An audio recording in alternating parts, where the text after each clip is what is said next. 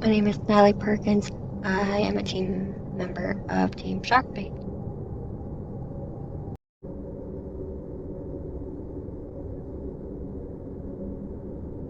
Main menu levels. Levels that have been cut don't show up in the level select menu.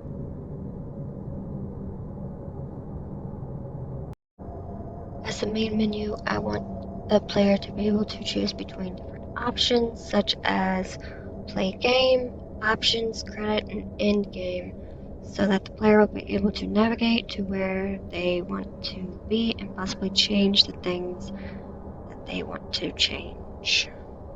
Credits play whenever the button is pressed.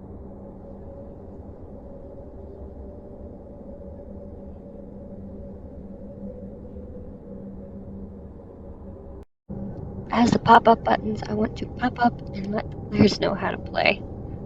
Panels pop up on the screen with information about how to play.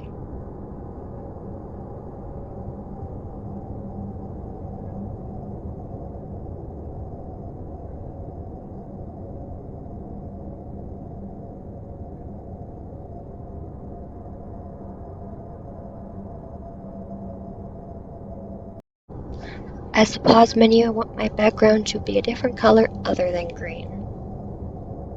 Background for the pause menu is a different color other than green.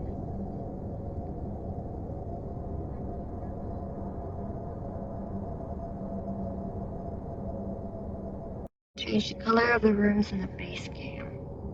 Food room has been changed to red. Water room has been changed to blue. Power room has been changed to gray.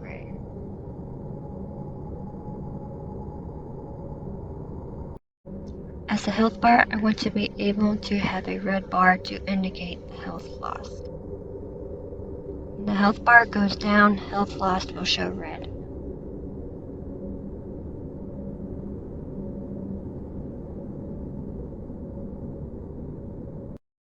As the text for the rooms, I want the player to be able to click on the rooms and see the text. Name of the power room text shows up on the screen when room is clicked on, and the water room text shows up on screen when room is clicked on. Name of food room text shows up on screen when room is clicked on.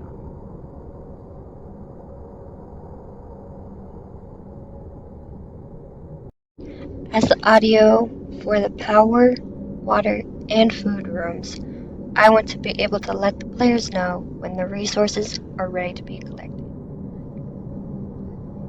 There is audio that is played whenever the resource is ready to be collected.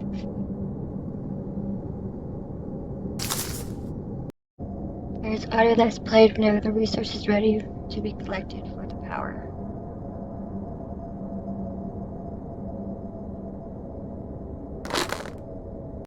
There is audio that is played whenever the resource is ready to be collected for water.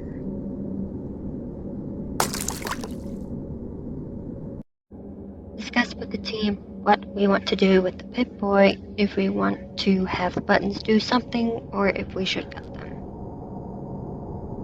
Some of the Pip-Boy buttons have been removed.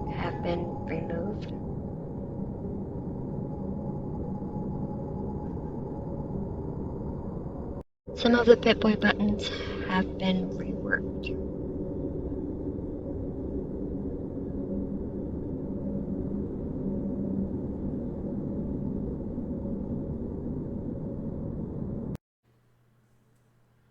Hello all.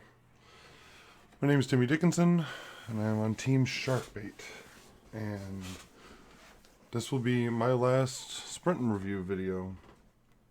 I, this time, ended up trying to complete the end game, considering we never actually got around to creating a way to actually beat the game, because there wasn't one to begin with. I ended up creating a scenario where, as the win condition, I want to give the player an end goal to move toward, so the player can feel like they're moving towards something, which was collecting a certain amount of resources and storing them for a long winter. I wanted resources to get stored. I wanted resources to come out of currently stored resources.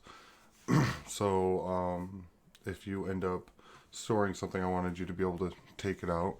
Stored resource can be accessed and added to current pool, which is what I was just talking about. And the player can choose the amount of what they want to store. The player could choose when they want to store. Want to create UI to go with winning and complete game loop with an end game screen where the player can start a new game or go back to the main menu. I ended up scrapping this create a new room idea because it seemed kind of silly to me at the time, but after thinking about it more, I do like the idea of creating the room and then ended up when you create the room, it increases the amount that you can store. So maybe you can only store so much, and then once that ends up filling up, then you need to create another room to store more. But I ended up not doing that because I didn't want to end up giving myself too much, and I wanted to focus on just creating the end game. So I'm going to go into the game, press play game, which will bring us to the base game. And then I'm going to start creating rooms. I already have some stuff up there. Actually, I'm going to go with some power and some food. Okay. And we'll get some more of that. We'll get water as well. Move that over there. Alright. So as that fills up, I'm actually going to start showing off the vault. You go into it here. This is where all the weapons are stored, outfits, junk, pets, but also the resources. This is the UI I created. You end up inputting as much as you want to store. So let's say you want to store 20. We'll store that in food. You got that stored. It comes out of here, which is how much you would normally have. We'll just do 20 across the board for right now. 20, 20, and then 20 in the power. We'll close and we'll let that build up a little bit. All of these are working. Trying to get ready here. I'll put that guy in there, get that going a little bit quicker. Yeah. So you end up taking the food and stuff out of here, and it ends up going into the regular the storage. And I think I will let that go for a minute while I'm doing, and we'll see. Oh, we got some stuff there. We're going to get another 20 of the power in here. I set it to only 100. You only need 100 for this scenario. Store in the power. So you need 100 in each of these. Okay, so they're working. And I'm going to get another 20 in each of these. You can end up doing that. Actually, I'm going to add the food back. So I went back, it left here. So if I do 40 and store food, and then another 20 and store water, and we can just keep on doing that as much as we want. It creates a good amount of customizability there to where you can set that to just about anything that you want as far as setting the resource situation. So as much as you want to them to be able to have to collect over a certain amount of time. And then when you start getting low out here, you can add it back in. So we are still waiting on a good amount more, because I can add more power. Let's see if we can get the power. Let's see if there's 60 in the power. Nope, you do not have enough power to store that amount. So we'll go for another 12. Oh, nope. 20. Store the power. Get that. That's food. So we'll get a nice 30. Store food.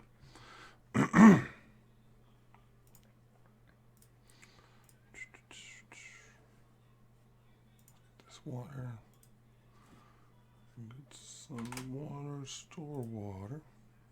We're almost there with the water. We're going to close these. Get these guys working.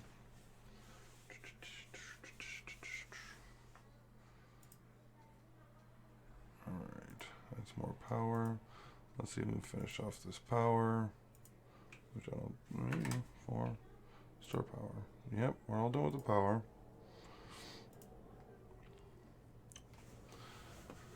I realize that I don't really have anything that tells you how much you need to store, so that's something I definitely dropped the ball on. Something that would have to be put into log to finish. Um, Go into the food, store the rest of the food, and then we just need 10 more water, and we will be complete here. So just waiting on that. Just testing this is in game. Boom, we got water, we added store water. You win. Enough supplies have been stored for the long winter. You can start over, go to main menu. If you start over, it just. Oh, apparently I missed the ball on that one too. So you press main menu and you come back, and the start over, I am definitely have to go in and fix. So thank you very much, and it was great doing the capstone with everyone involved. I would change a good amount of things, but not everything. To any of my teammates that end up seeing this, thank you for a great final, months at Full Sail, and I wish nothing but the best for all of you. Thank you very much.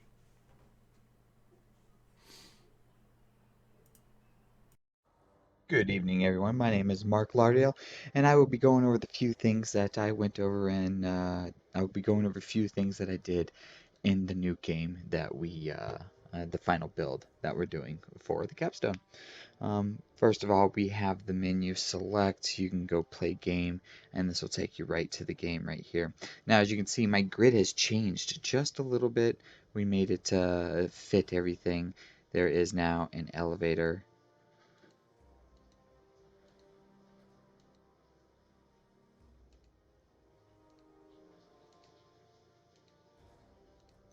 Everything works it's supposed to work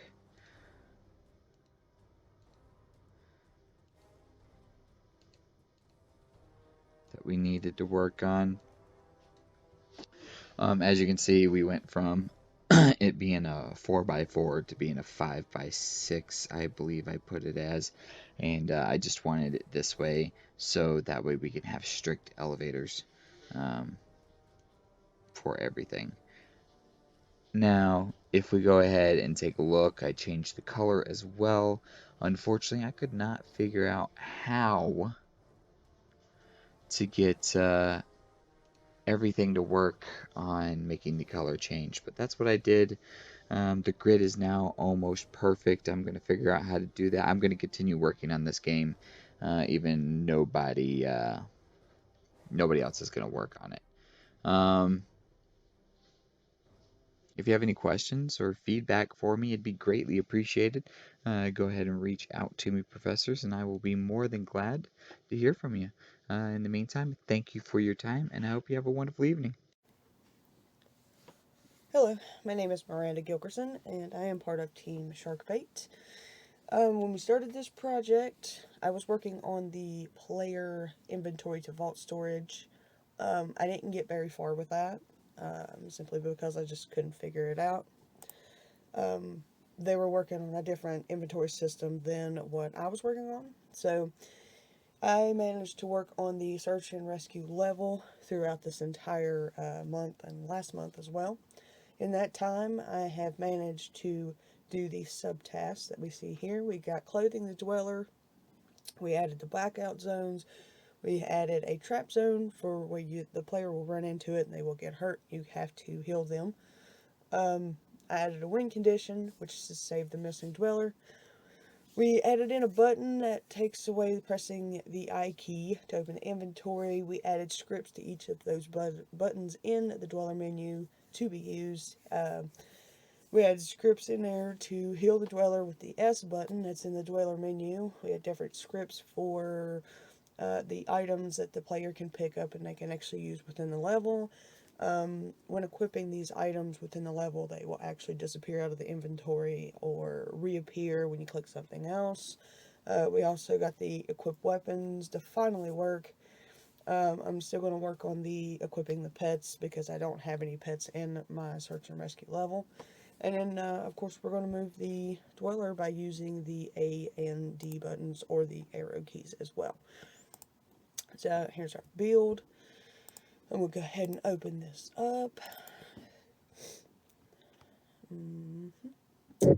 And when we get into here, make sure that I am right there. Alright. So when we get into here, we're going to press our search and rescue level. We get in here, of course, we see our message telling you about the A and D keys, the WO to open up the inventory, and we do have a to-do to find that missing dweller. So when we move, we see that we have our spikes here. They are going to damage the player, so if we pull that up, you see his health went down, but we can still heal him. And as long as we go back through there, he's always going to take damage. So moving on, I'm taking that off because the UI is a little bit weird on this. So here's our blackout zones. We can't see nothing. So as we enter each room, that healed our dweller, by the way. We can see if there's items in there to pick up. So we got items here. We're going in an elevator, going into different rooms, collecting the items as we go. I'm trying to make this as quick as possible, to be honest with you. So we're going down the elevators again, collecting all these items. We're up to the last couple. There we go.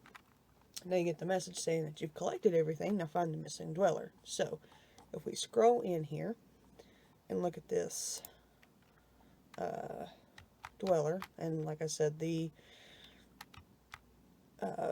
UI is a little bit wonky on this, but even if I press this or this, it doesn't really matter. It's going to pull this up. So I can equip any outfit I want. So let's say I wanted to do radiation, and then we collected some different things here. So now he's got some guns. Doesn't matter what you press, he'll always have it. He holds them a little weird, but you know, we're getting somewhere.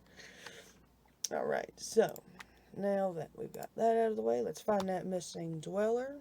We're going to run it straight over here. Look at here, we found that dweller. The dweller says, "Thank you for finding me," basically. He's been stuck here and he appreciates it. And it brings up a button where you can actually return back to the base game and you see our dwellers walking in. Thank you. Alright, hello, my name is Joshua Ellis, and this is Sprint Review 1 for Sharkbait. I'm loading version 63 of the game, and this is the game starting up. The part that I worked on is the dweller movement vertically, and I can demonstrate this by creating a couple elevators here. Oh, let me share my screen. Okay, it is shared. Alright, so if we create some elevators vertically and then create some more rooms down below here like this, and then you assign dwellers, of course, on the first floor. The component that I added is whenever you assign a dweller, they spawn and they teleport to the vault entrance and then run over to the assigned room. Alright. And then the other component that I added for this sprint, that's why I dragged and dropped this dweller. The other component that I added for this sprint is dragging and dropping a dweller to a level farther down, has the dweller run over to an elevator that also has an elevator under it. And the dweller knows he wants to go down, so he goes down and he keeps using the down elevators till he gets to the right floor. Then he comes out of the elevator on the Z-axis and walks over to the assigned room. Excuse me, and it also works vertically. It'll go up to the assigned floor. In an ideal scenario, the elevators would not have space between them, so you wouldn't see the dweller necessarily go up the elevator, but he would disappear into the bottom floor elevator and then go up. Now, this code should be relatively smart. I'm not going to try to demo it here, but he should be able to tell when an elevator doesn't reach all the way to the floor. Let me try to demonstrate it here. And you should be able to automatically find it. Let's go ahead and try it. If I assign a dweller here, of course he's going to have to go down as far as he can, and then go over to the other stack and go down. And that should work. Let's go ahead and check it out, and it does. Awesome. All right, and that is my sprint review. Thank you.